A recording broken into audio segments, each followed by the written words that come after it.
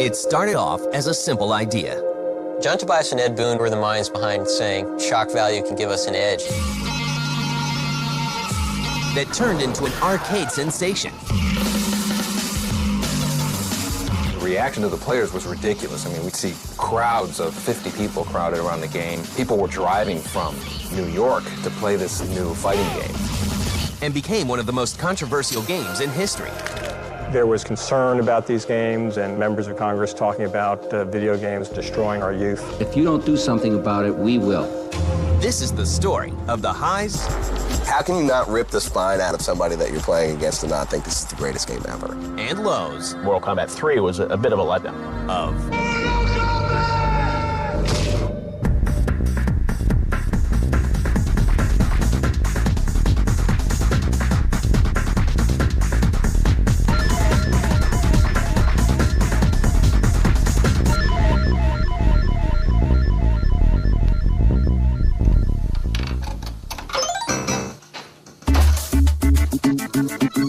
It's the late 1980s, and fate brings together two game developers at a Chicago-based game company called Midway. Their names are Ed Boon and John Tobias. When I started at Midway, Ed Boon was working at the time as a pinball machine programmer. They were starting a video department and hooked up with me, and I started programming a football game called High Impact Football. And I was working with a fellow by the name of Mark Trammell on a game called Smash TV. I was new to video games, and Ed was as well. John and Ed both had a passion for kung fu movies. John especially. They both realized that they had the same interests. John Tobias and Ed Boon were sort of two of the chief innovators on the design and art side in Midway at the time. They were the minds behind saying shock value can give us an edge in terms of breaking into the market. Soon, the two decide to work together on a new game. So we had this conversation, and neither of us had really worked on a game with each other, and he said, you know, yeah, we should do a fighting game sometime. At the time, Midway had a hardware system that could support digitized graphics, which was fairly new back in the late 80s, early 90s.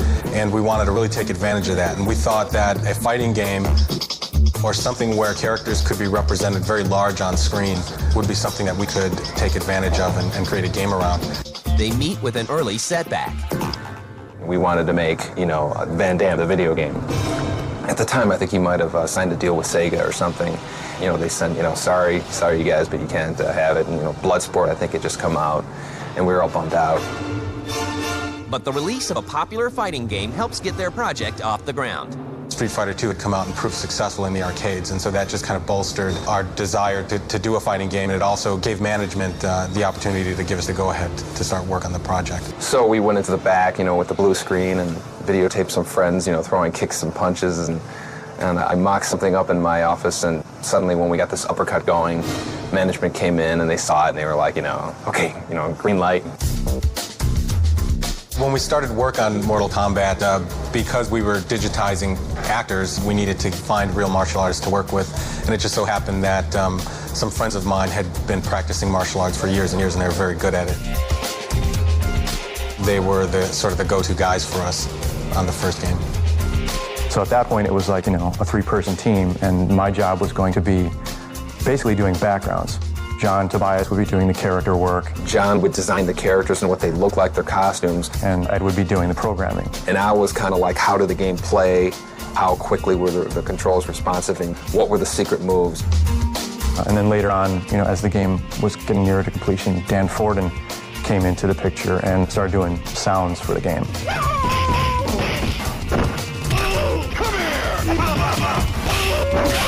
So really a four-person team.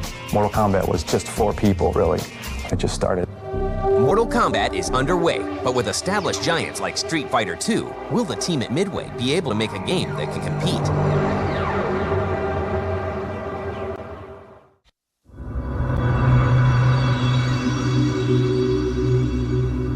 It's 1991, and a team of developers led by Ed Boon and John Tobias is hard at work making sure Mortal Kombat isn't just another fighting game. What separated us visually from Street Fighter, we had blood. It was almost like, you know, an MTV version of Street Fighter, very American. Street Fighter was really like a like hand-drawn kind of cartoon, and Mortal Kombat's like digitized graphics, but kind of hand-painted on top of the digitized, so there's a polished, digitized look. It had a unique look to it. One of the first things Midway does is create a story with a distinct cast of characters. Mortal Kombat really started out as like this whole tournament thing. It's kind of like very similar to Enter the Dragon. The whole storyline just seemed a little bit bigger than a normal video game, and just something you could relate more, get more into it than a normal fighter. In Mortal Kombat, they really spent a lot of time developing kind of mythology about each of these characters and their backstory. The characters in the game are really well defined. Just the way they acted and sort of the way they looked. Each character really had its own kind of sensibility to it. Each character has a real repertoire of moves that makes sense for that character.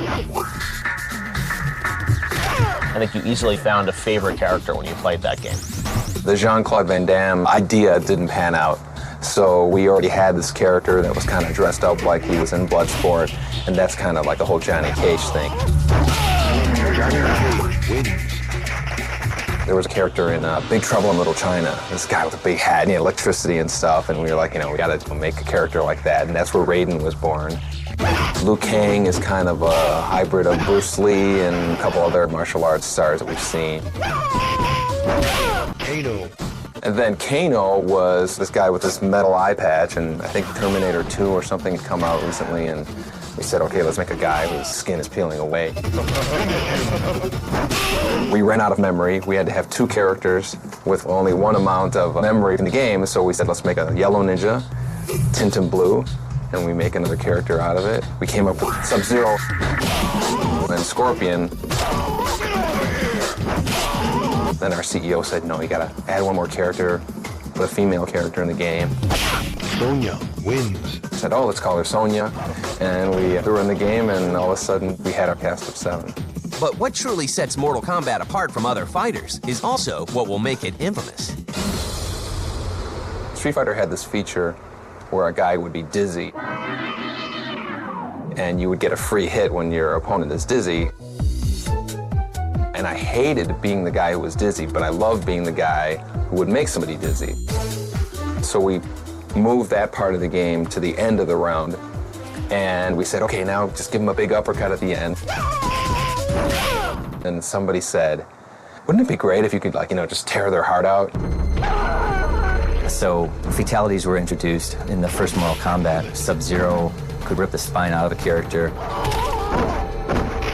Sonya could have a kiss of death.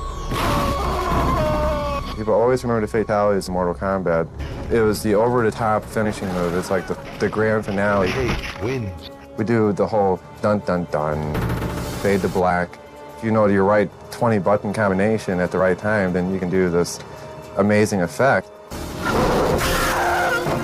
And then the whole thing is like, wow, how'd you do that? And that built the mystery, and the mystery got the fans' attention and kind of snowballed from there. It's a lot more fun to beat your opponent by throwing them to the spikes, as opposed to just saying, game over, I win.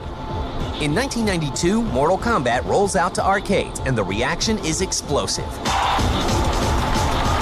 The reaction to the players was ridiculous. I mean, we'd see crowds of, 50 people crowded around the game. People were driving from New York to play this new fighting game. People play it from 4 in the afternoon till midnight. People would be running around the game, screaming, cracking up and stuff, so people got a big kick out of it. How can you not rip the spine out of somebody that you're playing against and not think this is the greatest game ever? In fall of 1993, Acclaim works with Midway to bring Mortal Kombat home to the Sega Genesis and Super Nintendo. A record $10 million are spent to market the game. It's going to be a Mortal Monday. At midnight, the stores are going to be allowed to open up, and there were lines formed in front of stores. Mortal Monday was created by Acclaim, who originally did the publicity for the first Mortal Kombat title. And then they showed us a TV commercial for it. It's the big, kids in the streets screaming, Mortal Kombat! I was like, wow, this is really big. And it just kind of got out of control. And at that point, we were like, this thing is doesn't belong to us anymore. It's just kind of like its own thing. And they sold 6 million copies.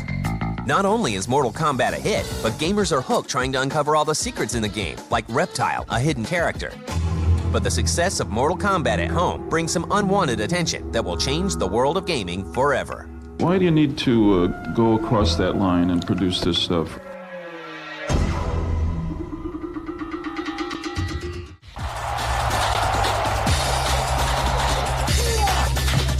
By 1993, Mortal Kombat is a nationwide phenomenon. In just 3 weeks, the home versions of Mortal Kombat sell 3 million copies, making it the best-selling game of its time. But the very thing that makes the game unique also gets it in trouble. The fact that there was blood in the game was sort of this big controversy, and I remember when Mortal Kombat first came to the home console systems, Sega Genesis and Super Nintendo, and Nintendo wouldn't even let them have blood in the original Mortal Kombat game. We were told by Acclaim that, Nintendo was not going to allow it. It's their system. They had an image that they were really upholding, and they did not want a game that had blood in it, let alone fatalities.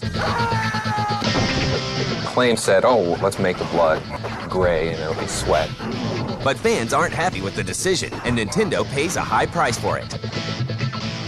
I've actually heard some people say that that was one of the things that helped Sega overtake Nintendo in that whole console wars, because the Genesis version was outselling it like 3-1. The Super Nintendo version actually looked better. The Genesis version was more realistic and actually played better too. But the controversy doesn't end there.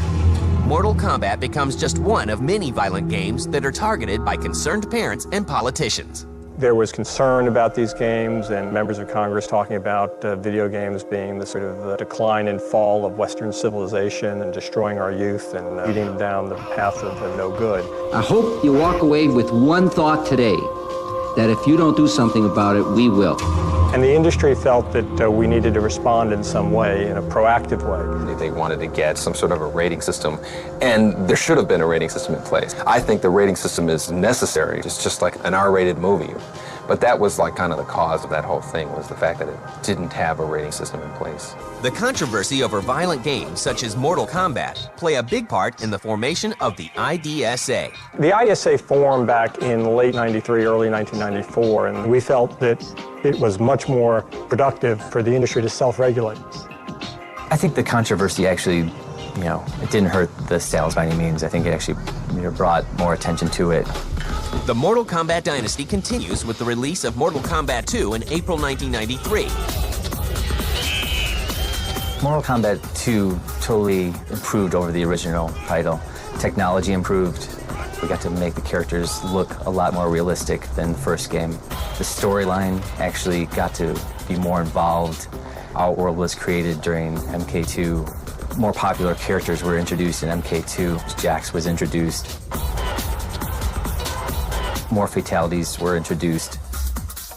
It just looked bigger, more colorful than the original. Fans just, till this day, MK2 is still #1 in a lot of players' eyes. And when MK2 heads to the home market, Nintendo keeps the blood in the game. The Mortal Kombat craze peaks in 1995 with the release of Mortal Kombat the Animated Series and the first Mortal Kombat movie. I clearly remember seeing on CNN, they said, Mortal Kombat, $23 million, the second biggest August opening ever, and going, oh my God, this is insane.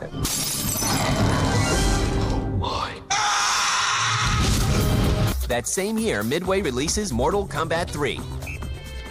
Mortal Kombat 3 probably had the toughest time of all the Mortal Kombats because it followed 2 climbing games in terms of features. We really wanted to add something to speed up the fighting, so we added the run button. And the run button let you kind of dash in there and get a bunch of hits in there. And we had changed a lot of the dynamics of the play mechanic. When MK3 heads to home consoles, Sony gets exclusive rights to the game for the PlayStation. Some fans aren't happy with the sequel's new features. One of the things that disappointed people with Mortal Kombat 3 was that they introduced a new combo system. The problem was the combo system was really, really complicated to learn. One of the great things about the original 2 Mortal Kombats was that it was a deep game, but it was pretty fun to play, just, without having to remember all these combos.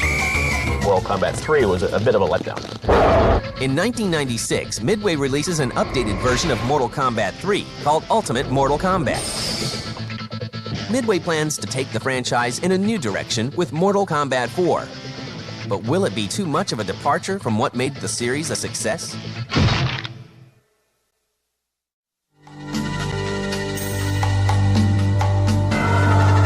In 1997, a second Mortal Kombat movie hits the big screen. It makes $17 million in its first week, but doesn't match the success of the first film. By now, 3D fighters such as Tekken 2 are edging out 2D fighters. So Midway decides to take its franchise in a new direction with the release of Mortal Kombat 4. Mortal Kombat 4 was the first one that was a departure from the digitized graphics. It was like, 3D models. It was a 3D presentation, but 2D mechanics. And I don't think that those two mixed as well together with that game. More than 2 million copies of Mortal Kombat 4 are sold, but the game receives mixed reviews, and fans of the series are beginning to lose interest. Mortal Kombat 4, showed some growing pains, I think, as they tried to learn about, how to do this game in 3D and how to make it fun. And, for the hardcore Mortal Kombat fans, I think they were nostalgic for the way Mortal Kombat 2 was, and they didn't necessarily want it to go to 3D. But rather than returning Mortal Kombat back to its roots, Midway continues to expand the series. Mortal Kombat Mythologies. And Special Forces were side projects of John Tobias. John wanted to work on an adventure game, and he kind of led that whole project. Those games were not the head-to-head fighting games. John was a storyteller, and he wanted to explore the whole realm of Mortal Kombat more. Midway releases Mortal Kombat Mythologies Sub-Zero in 1997. The game receives a lukewarm response. How unfortunate. You are responsible for this, sorcerer!